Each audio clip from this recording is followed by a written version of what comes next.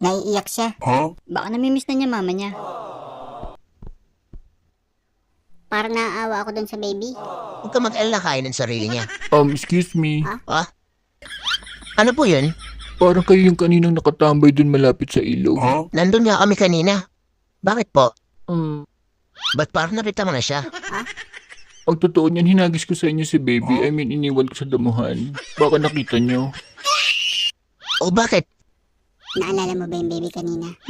Yung unggoy ba? Anong unggoy?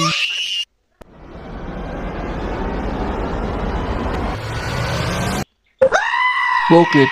Alam niyo ba kung nasan siya ngayon? Parang kamukha niya yung baby mukhang unggoy. Ano ba yung unggoy na sinasabi niyo? Wala yan.